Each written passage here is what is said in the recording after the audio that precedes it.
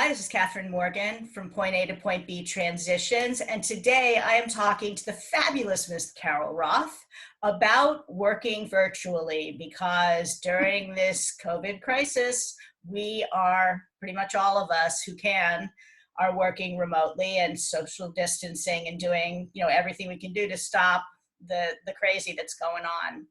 So you and I are actually natural introverts. People wouldn't know that about us, but we might, I can't speak for you, I might be doing the happy dance and I might or might not still have my pajamas on from the waist down.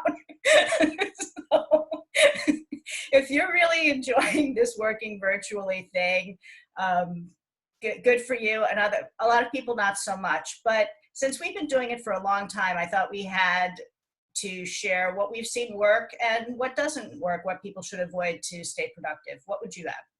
All right, so first of all, I will say I'm wearing my workout outfit because I have been getting my workout on every day, which helps to keep me balanced and, not as mashuggy as I usually am. That's crazy for those of you who don't know Yiddish.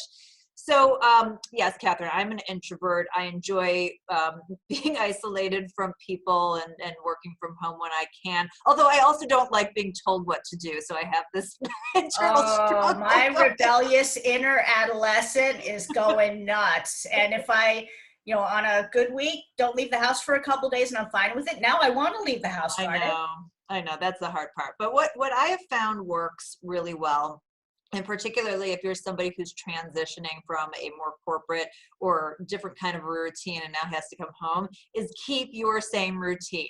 So wake up at the same time, shower, do your hair, put on some makeup. If you don't want to put on your full outfit, like maybe don't wear expandable pants because then you don't know how fat you're getting. All of those things, and schedule out your day. So as much as you can keep to a regular schedule, it's going to help you from having the challenges that a lot of people have when they're working remotely, getting up and going to the fridge a million times, dicking around on social media, going to watch a movie, like whatever it happens to be, but treat it as if it's your regular business schedule as much as possible.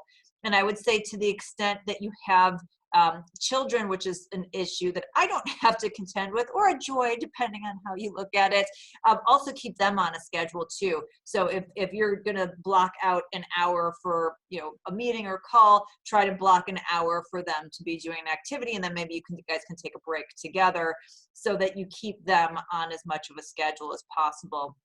I would also say that if you have a significant other that you are isolating with as well, talk to them about schedules and make some arrangements up front on how often you're going to contact, that one person's not doing the dishes in the middle of a conference call or banging and clanking around or watching TV. So really have that plan in place for both of you.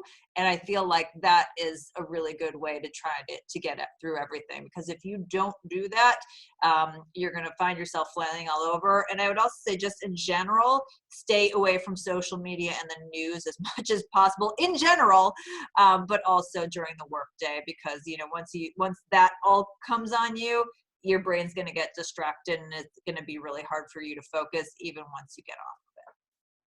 Yeah, I like the schedule thing. I'm trying to do that. I get up and shower and put makeup on anyway, just because I can't stand to look at myself in the mirror without it. It's really self-preservation on a certain level.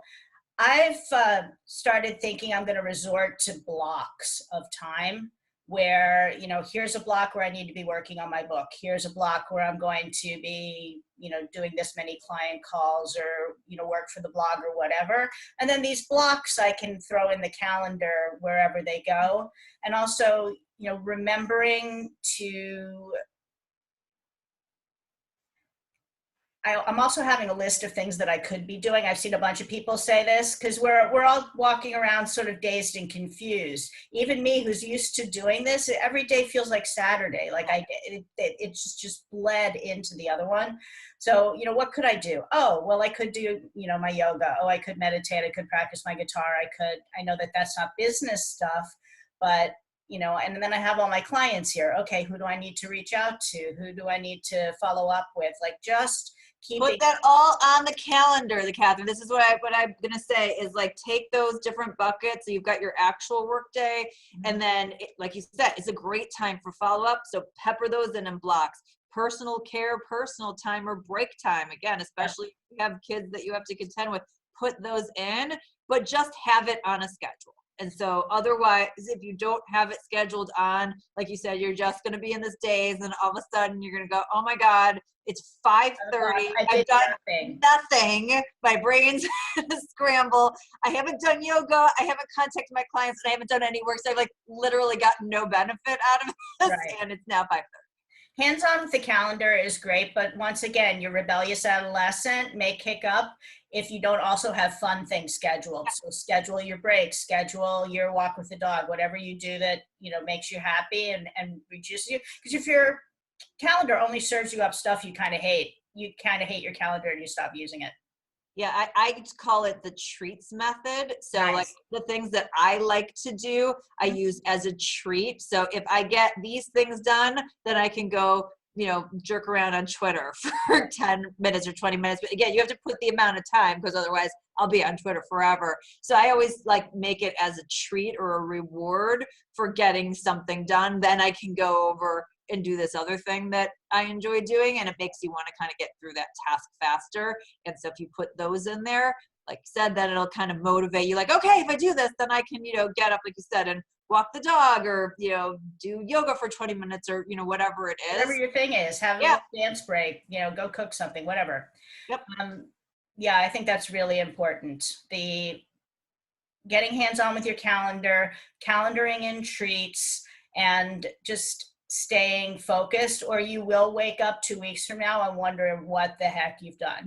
Which is nothing. And none of us want that to happen.